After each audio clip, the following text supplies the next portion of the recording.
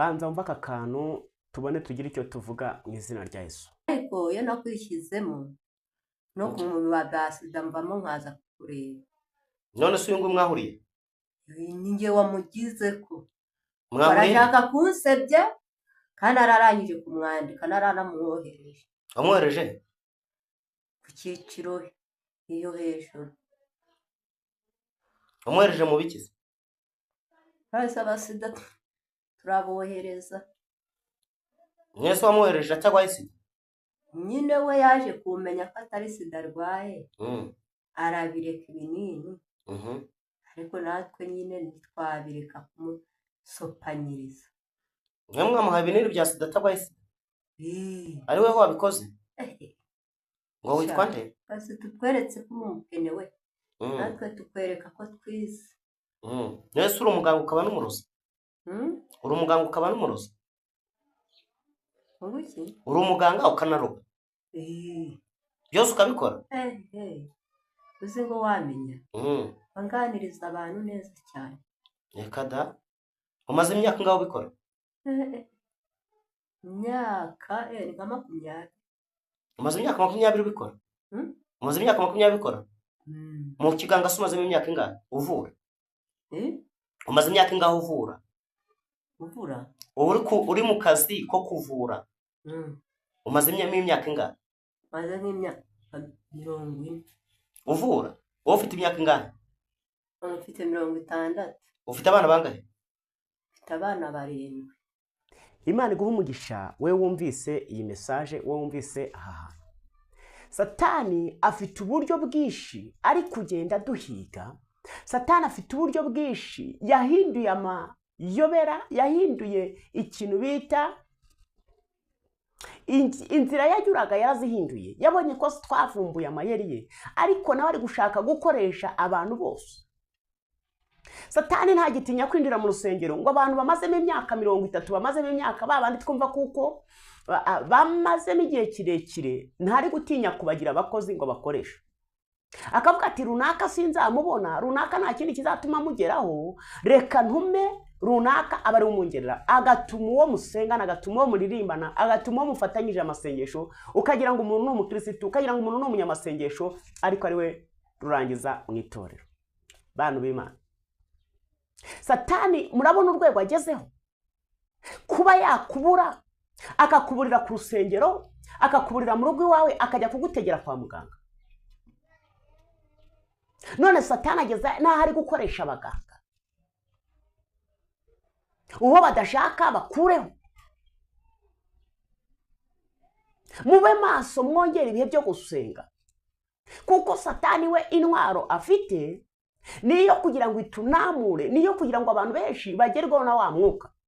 Turasenga tugasanga abantu benshi umwuka wo gukinduka, umwuka w'impanuka, ukibaza ngo impanuka zivahe. Ibi byago biri kuva kuki? Ibi byago byaturutse kuri nde? Ibi byago byaturutse byahereye he?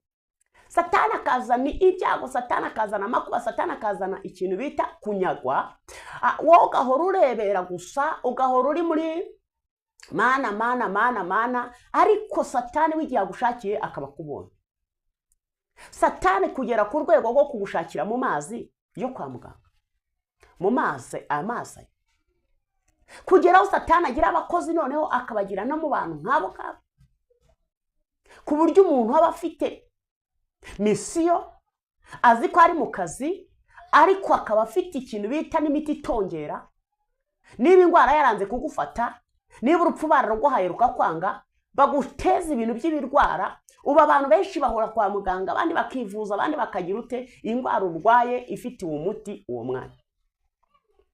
Indwara urwaye atari indwara yo kwirirwa wirukanka ibitaro, ahubwo aho wirukira niho Satani yagutegeye. Ugasanga uri kwiruka uvuga ngo mana ngo ndengere, ngo mana ngo ufashe uyu muti ukore, ahubwo ugiye kuguha ari wowe utongereye iki. Nimudasaba amaso areba, iminsi izaza tuzaba Satani adufashe mu kiganza gutya atuzunguza uko ashaka. Nitutaba amaso ngo twongere ibihe byo gusenga, tugarure intwaro twatakaje, tugarure ya ntwaro ya kera, ya ntwaro irusha izindi gukomera, Satani azatuyobora, Satani azadutwaza igitugu kugeza paka. ntabwo azigera dushyiriramo imiyaga, ntazigera dushyiriramo akanya ko gutuza. Yesu ashimwe. Masengesho gusenga kwawe, amasengesho usenga uyongere kandi usabe n'Imana iguha ubwenge.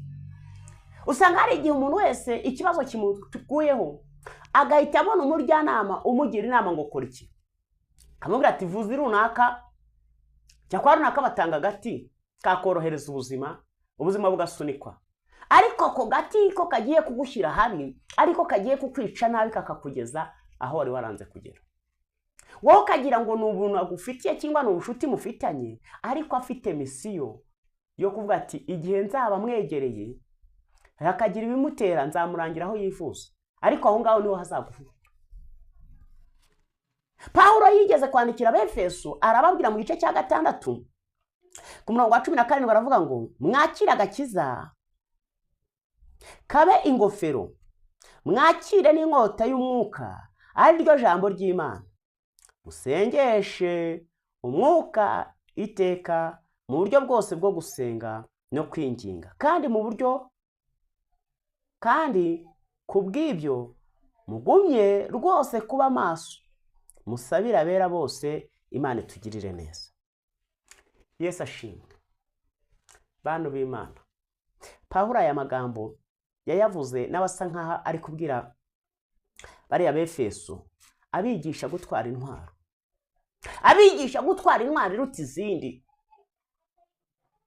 Mwakira agakiza kababera ingofero, mwakira inkota icyaye ni ijambo ry'Imana. Ntabwo niba uzi ko wigeze gusengaho, niba uzi ko wigeze kubanaho n'Imana, Satani akaba yaragusubije mu bihe bya kera wari waravuyemo, akaba yaragusubije hahandi habi. Icyo Satani agushakira aho ngaho yagusubije, arashaka kugira ngo abanza kunamuremo za mbaraga za mbere.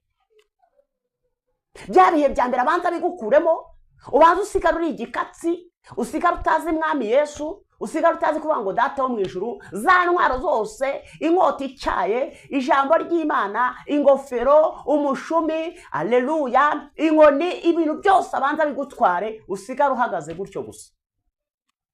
Usigare mu ijambo rivuga ngo kera narasengaga, ngo kera nari uyu n'uyu, ariko nta kindi bikumariye.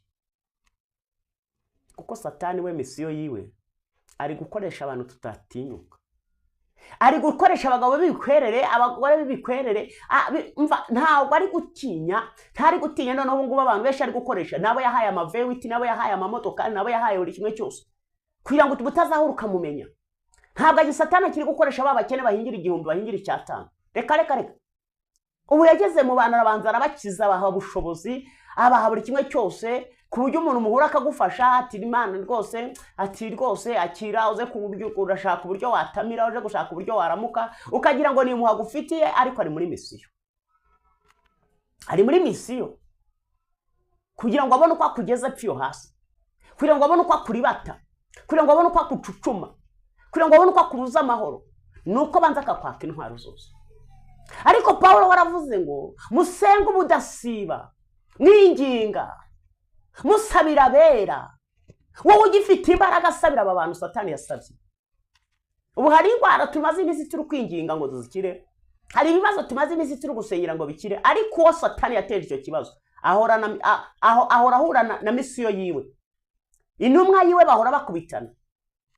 Imana ati ndagukijije, Imana kandi se ivuga ubujajwa, ejo Satani akongera akazana ibindi bihe. Duheruka gusengana n'umwana, turi gusenga, dayimoni irivuga, iravuga ngo umva, ngo natanze amafaranga yanjye, ngo biranga, ngo none ubu nagiye runaka, ngo nagiye gukoresha ikintu bita iki, imisumari. Byaramufataga agahita ameze nyine nk'umuntu ukujombwa n'iyo misumari, agahita ava nk'umusazi neza ko nari kwishikashika kubera ko kunyine numva bamurogeye kubiki ku bintu biko by'imisumari. Satani afite uburyo bw'amayobera menshi, irunaka biri kwanga akagira runaka, irunaka ibyaho kabikira, ariko iby'irunaka byo bikaza bisumbije ibya mbere. Kakwibasira, kakuzirika, akagukwega, akagukubita, akabanza akakumvisha icyo gukora. Bantu b'Imana, abanyamasengesho tubana, bantu b'Imana duhora dufatanya ibihe byo gusenga, nimutware intwaro zose, nimusengeshe umwuka iteka. Icyo uri gusengera ujye uhora ukingingira. Nutakingingira nta na rimwe ntabwo bizigera bikunda. Nutakingira Satani azakwinjirira, ahora agucutuma, ahora aguhondahonda, kuzageza igihe uzasigara utazi icyerekezo cyawe. Dufite ikibazo cy'abantu umwuka Satani ari guhora akindura, umwuka w'umubi ari guhora akindura, agahora anyaga ubuzima bwabo, agahora anyaga ubugingo bwabo. Impanuka ikasanga ngo ikubise runaka da. Buriya nk'ejo bundi muri mugeni duheruka kubura Rurindo. Buriya rwose uriya si Satani. Kugira ngo impanuka ikorwe, imodoka ikora impanuka hapfemo umuntu we kandi hapfemo nyir'ibirori. Urumva uwo muzimu, urumva iyo nyabingi, urumva abo bacweze. Iyo utakaje intwaro Satani arakwiba. Nta yindi misiyo niyo kukwiba. Satani yazanwe n'ikindi, yazanwe kwiba no kwica no kurimbura. Iyo misiyo yiwe rero azahora ayikoresha paka kuzageza igihe ari wowe wagezeho, ari njye agezeho. Nitutaba amaso ngo izi ntwaro Pawulo avuze tuzitware, nitudasengesha umwuka iteka, ugasenga wasenga kabiri ngo biranze, wasenga gatatu ngo biranze, intwaro uzayitakaza gato ujye kwiyegura usanga abandi bayeguye. Uzatakaza intwaro wibwira ngo mukanya ngo ndaje nyitore, reka da. Sanga intwaro yagiye kera. Abantu kwa muganga hari guhora indembe, hari guhora inzahari, hari guhora impanuka. Ngo abakoze impanuka bakoze iki? Satani ari kugutega akabanza akakwaka intwaro ufite. Burya umusirikare ari ku rugamba, imva ibyo yaba yarize byose adafite intwaro, aho kugira ngo abure intwaro yabura uniform. Uniform yayibura ariko akaba afite ikintu bita iki? Intwaro. Ntabwo umwanzi yatinya uniform wambaye, ahubwo atinya intwaro ufite. Ntabwo Satani yatinya kuba wambara amakositimu, ntabwo Satani yatinya iduka ufite, ntabwo Satani yatinya imodoka rugendamo, ntabwo yatinya akazi ufite, ahubwo atinya intwaro ufite. Kuko ntabwo igisambo yo kiguteye, ntabwo witabaza ngo ufite izina rikomeye, ahubwo witabaza inkota ufite. Bantu urebe ngo inkota ufite ni iyihe? Inkota iri kugufasha guhangana ni iyihe? Inkota iri kugufasha guhangara ni iyihe? Inkota uyu munsi wicaranye aho uri ni iyihe? Iyo ugenda ufite iyihe nkota? Iyo wicaye wicaranye iyihe nkota? Jya ugenda ubitekereze, ubihe umwanya, ubisuzume, wongere ubishyire ku munzani. Wibaze ngo wa mugani inkota uyu munsi ifite ni iyihe?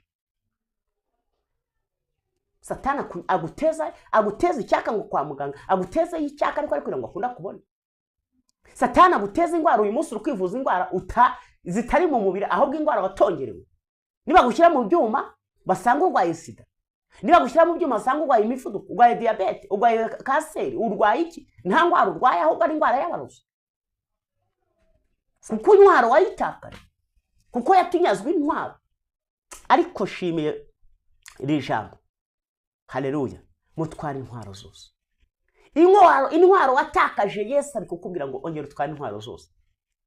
Nuba ufite ijambo, haleluya, uryongereho ukuri. Nuba ufite ijambo, uryongereho kwizera. Nuba ufite ijambo, Petero niwe wanditse, aravuga ngo kwizera mukongeraho kwihangana, kwihangana mukongeraho imirimo myiza, imirimo myiza muyongereho gukuraho bene data. Ibyo byose ni ibintu bifatanyije, ni ibintu bisa nk'urugingo rumwe. Haleluya. Nubwo bifite amazina atandukanye ariko umuzi byashoye n'umwe. Haleluya. Byashoye umuzi umwe, ntabwo byashoye imizi ibiri. Niyo mpamvu ndakukinginga kugira ngo wongere umenye icyo Satani ari kugushaka, wongere umenye icyo Satani ari kukunyaga, uvuge ngo mbese icyatuma nyigaruza niki? Dayimoni ko ari kunyaga, ariko icyo ari kunyaga ndakigaruza iki? Ndakoresha iki kugira ngo iyi ntwaro yanjye igaruke? Nta yindi ntwaro, nta kindi cyo gukoresha, ni ukwemerera Yesu ukamutuza muri wowe. Ni ukwemerera Yesu akabana nawe. Ni ukwemerera Yesu akongera akagendana nawe. Haleluya. Yageze ku murongo wa 18 aravuga, musengeshe umwuka iteka mu buryo bwose bwo gusenga no kwinginga. Musengeshe umwuka iteka mu buryo bwose bwo gusenga no kwinginga. Ntabwo gusenga bihagije, gusenga no kwinginga. Haleluya, haleluya. uhora winginga nusenga ukabona none hari intwaro watakaje ukabona ntirayigarutse ejo wongera usenge winginga. Haleluya. Inginga ikiri gusaba ukingingire. Bibiliya muri Luka igice cya 18 kitubwira umupfakazi wagiye gutitiriza umucamanza ngo akajya ahora abyukira ngo umucamanza bigeze aravuga ngo nubwo nubaha Imana. Haleluya. Nubwo nubaha Imana ariko reka nkure banze ngucira urubanza, reka nkurengere. Yesu aravuga ngo niba uwo mucamanza utubaha Imana yarabashije kurengera uyu mukecuru we, none urumva Yesu ntuzarangarana intore ze zimutakira ku manywa na nijoro. Ntabwo yarangarana intore z'Imana, ntabwo yakurangarana. Gusenga no gusenga winginga, ugahora winginga ati data ndi umunyabyaha, data ndi umunyabicumuro, data ndi umunyaminwa wanduye, data sinkora ibyo ushima, sinkora ibyo ushaka, ariko ndasenze kugira ngo ubashe kundengera, ubashe kunyiza uyu mubi. Imana niyumva watura ayo magambo nkayo ntabwo izagukoza isoni, ntabwo izabura kukumva, ntabwo izabura kugutabara, kuko icyo data akeneye ni umuntu utabaza. Haleluya. Yeremiya 33:3 bavuze ngo ntabaza ndagutabara, ntabaza ndagutabara nkwereke ibikomeye biruhije utamenya. Ntabwo ibikomeye ubibwirwa nuko ufite igihagararo kinini ngo abantu bakurebe bagutinye. Baragutinya abantu icyubahiro bakakigwa, ariko dayimoni nta cyubahiro izaguha. Ntabwo Satani azigera guha icyubahiro, Satani ntabwo azigera gutinya. Uko uhagaze kose, uburebure ufite bwose, ubugufi ufite bwose, ntabwo Satani azagutinya. Satani we yaje akubita banguranya, azakubita nta mikino, kandi akubitira mu cyico. Niyo wasambagurika ariko aba yakubise mu cyico. Reka dufatanye gusenga Imana, reka dufatanye gusenga Imana. Uracyatwaye intwaro zose, uracyatwaye intwaro yo gusenga, uracyatwaye intwaro y'ukuri, uracyatwaye intwaro ikurinda abadayimoni. Intwaro ugiye kuzitakaza bigusaba ikirero. Gutakaza intwaro ya mbere ni cyagiye burya ubona akazi cyangwa ukabona undi murimo ariko ukajya ukubyutsa buri joro cyangwa ugataha buri joro. Satani akaguteza umunaniro kugira ngo ubanze utakaze intwaro gake. Bigeraho rero iyo ubikoze 2-3 urabimenyera. Singora urabimenyera, ukamenyera nyine kubyuka wigendera ngo Mana ngo wakoze kwana nanjye ngo amena. Ubwo ngo urasenze. Satani aragutwara intwaro gake. Arashaka kugutwara intwaro gake ariko kugira ngo azakurangize neza, azagukubite akubanguranya. Ntabwo Satani yakwita umuntu ufite intwaro niyo waba ufite imwe. Ntabwo Satani agutinyuka, ahubwo arabanza akakuzaho runono, akaza runono. Niba usigaranye ijambo akaza akafata rya jambo akarigusigira mu mutwe gusa ukajya wumva ufite ijambo, ariko ukabura ibyanditswe, ukabura icyo byakumarira. Ibyiringira akabigukuramo. Gasenga wasenga ukabona ntugusubizwa, ibyifuzo ufite ukabona ntacyo bihindukaho. Akabanza akakunamura akugeza ku ndundura, akakubirindurira mu mpanga, akagusigaho ngakigendera. Impanga Satani yagusizemo nta kindi cyayigukuramo, nuko yayigushyizemo amaze kukwaka intwaro. Haleluya. Wemeye kumumanikira amaboko uramubwira ngo ndatsinzwe ndaneshejwe. Aravuga ati ni mwebwe dukeneye, ni mwe dushaka ko mujya murambura amaboko mukavuga ngo intwaro twari dufite turazirambitse. Kurambika intwaro, urambika intwaro. Aho wanyuze uvuga ngo ndi murokora, wavuze ngo ndi umunyamasengesho, niho Satani yahereye ko afata icyemezo cyo kuvuga ngo noneho nubwo uri umunyamasengesho mfite ahandi nzagutegera, nzaguteza uburwayi tugira aho duhurira. Nudahurira ku mukozi wanjye nzagenda naho ngaho witwa ko ari abakozi bandi, naho nzagenda mbagira mashiremo abakozi bandi. Nukabona ufite amashuri warize ukabona wabuze akazi, warakubiswe, wararangiye, warajegeye, ugire ngo ni wowe. Si wowe, ahubwo Satani afata ya dosiye yawe akabanza akajya kuyiteza icyangiro. Niba ufite diploma akayiteza icyangiro, niba ufite permis akayiteza icyangiro, wabura umuhinzi isuka akayiteza icyangiro. Aho ugiye hose ukabona niweho kibazo, niweho mwanzi, niweho wabaye ikibazo mu bantu. Ntabwo wigera ubigisubizo, ahubwo uhora uri ikibazo.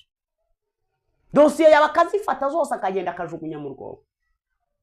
Yamara kujugunya mu rwobo ugasigara uhagaze gutyo gusa, nta byiringiro, ntaki, ibintu byose wabitakaje. Garura intwaro watakaje wa muntu. garura intwaro n'ubundi satani uko byagenda kose ntabwo muzabura guhura nawe. Nimudahurira mu manuka muzahurira kwa muganga, nimudahurira kwa muganga muzahurira mu rusengero, kuko hose ubuneneho hose mu isoko hose mu nzira ku muryango wawe na hari kugutega. Noneho niba atari gutinya kwa muganga, niba atari gutinya ku rusengero, urumva se kugutegera mu muryango ariho azatinya? Urumva se kuguteza abantu bakagutegera mu muhanda ari byo bazatinya? Ujye ubitekereza aho wicaye. Numara gutekereza ufata icyemezo. Ijambo riravuze ngo musengeshe umwuka iteka, icyo musaba mukingingira. Tugiye kwingingira Imana kuturengera. Tugiye kwingingira Imana kugusubiza intwaro yawe. Tugiye kwingingira Imana intumwa Satani yakoherejeho, Imana ikubite kandi itesha agaciro. Haleluya. Imbaraga Satani yari yaragutumyeho, umwuka yari yarakoherereje wo kugira ngo ukunamure, wo kugira ngo ugutware bya bihe, wo kugira ngo ugutware bya bihe byo gusenga. Imana igukureho izo mbaraga mu izina rya Yesu. Ndashimira Yesu waduhaye message nk'izi zo kugira ngo twongere duhuguke, wongere umenye aho uhagaze, wongere umenye icyerekezo uhagazemo. Hari igihe umuntu azaka kubwira ibintu kuvuga ati nta gihamya. Namwe mwigize utwo mwiyumvira ntanze gushyiramo byinshi. Ntanze gushyiramo byinshi. Kuko hari abantu, hari amazina ye, hari arimo amazina agera muri 7. Ayo yose arazwi kandi azwi ku bantu biyubashye, ubona kuko ari abantu muhurira mu nzu ukabona ko ari abantu beza, bitonda, binyangamugayo, batagira ikibazo no muri society. Ariko Satani ari kubakoresha, akabakoresha runono, baze bagusuhuze, nibagusuhuze ibyawe birangire, baze baguhobera ibyawe birangire. Ibya uko barakuzinga nibo babizi, ntabwo ari weho ubizi. Ariko uyu munsi Yesu akumhera umugisha, ukurikira ijambo, ukurikiye message, ukurikiye ubuhanuzi, ukaba ugiye kugira icyo ukora mu buryo bw'umwuka. Kadusenge, ngufashe gusenga, ngufashe kwinginga Imana kugira ngo Yesu akurengere mu izina rya Yesu. Nyakubaha Imana ishobora byose, ni wowe wera, ni wowe munyembaraga kandi ni wowe munyembabazi. Icyubahiro n'ikibi cyawe ndagushimye, ndaguhimbaje. Sengeye umuntu wese wumvise iyi message Mana. Sengeye umuntu wese wahuye n'uyu mitego umwanzi Satani yamutongereye, akamutongerera akoresheje Mwami Imana intumwa ziyoberanya ngo ziri mu kazi. Nandukuje izo nzandiko zose, nandukuje inzandiko n'abacwezi n'abaruzi, nandukuje inyandiko zose z'abakonikoni mu izina rya Yesu Kristo. Izina rya Yesu ribohora, izina rya Yesu rikiza, izina rya Yesu ritwika kandi rigakongora. Ndirukana umuzimu wese, ndirukana nyabingi zose, ndirukana abacwezi n'abarozi mu izina rya Yesu. Ndasenze Uwiteka Mana ya Abrahamu, Satani ntari gutinya kuba hari abo ari gutuma babyara ariko agashaka ko abandi batabyara. Satani ntari gutuma abari gutuma ngo abahe ikintu bita pose, aho gari kwabwa ngo mugende mubanguranye, mutware abantu intwaro, mubambure intwaro zose. Intwaro bari bafite, intwaro y'agakiza, intwaro y'ubwenge, intwaro y'ijambo, intwaro yo guca bugufi, intwaro yo kugendana nawe, intwaro yo kwizera. Izo ntwaro zanyazwe zose tuzigaruje amaboko yawe mu izina rya Yesu. Mana y'impuhwe, Mana y'imbabazi, Mana y'urukundo, turasengera umuntu wese Satani yanyaze, turasengera umuntu wese Satani yanamuye, turasengera umuntu wese Satani yakubise hasi. Ndasaba ubwenge n'imbaraga n'imbabazi, ndasaba kunesha no gukomera no gutsinda. Utsinde nyabingi, utsinde abacwezi, utsinde abarozi, tsinde icyago cyose, tsinde uwo Satani yagiye gutegera muri izi nzira zose dusomye, muri izi nzira zose utubwiye. Mwami, ugarura intwaro zacu twatakaje, ugarura umuntu wese intwaro, ugarura umuntu wese kwizera, ugarura umuntu wese gusengesha umwuka iteka, icyo asenga cyose akingingira, icyo agusaba akingingire mu izina rya Yesu Kristo. Mana ni wowe ushoboye, Mana ni wowe utanga ibihe, Mana ni wowe ukuraho imigambi mibi, ni wowe ugamburuza abacwezi, ni wowe utanga amaso areba, ni wowe utanga kumenya no gusobanukirwa. Iyi message ihindura imitima ya benshi, iyi message igere kuri benshi kandi bakire kandi bakizwe n'amaraso yawe mu izina rya Yesu Kristo. Rambura ukuboko kwawe, urambura ikiganza, utesha agaciro, usenye kandi urimbure. Ndakwizeye, ndakwiringiye, nizeye amaraso yawe, nizeye imbaraga n'ubutware, nizeye imbaraga no kunesha no gukomera mu izina rya Yesu Kristo. Ngaho dukize, ngaho dutabare, ukize umuntu wese wumvise kandi ugiye kumvira, akizwe nawe uwo Satani yari yararose mu izina rya Yesu. Ibyahawe bitongerewe, mukuyeho gutongererwa, ibyahawe byaratambwe bikuyeho bitambo mu izina rya Yesu. Urambura ukuboko kwawe n'umugisha, turakwizeye, turakwiringiye, none iteka ryose ukoze imirimo n'ibitangaza. Akira icyubahiro, akira icyubahiro kuremye, akira icyubahiro ukoze imirimo n'ibitangaza mu izina rya Yesu. Amen. Imana nibampera umugisha, kandi Imana ibagirire neza. Mwebwe mwese mukunda ivugabutumwa rikorerwa cyangwa ivugabutumwa rica kuri Pokeya TV, Imana ibaha umugisha. Amen.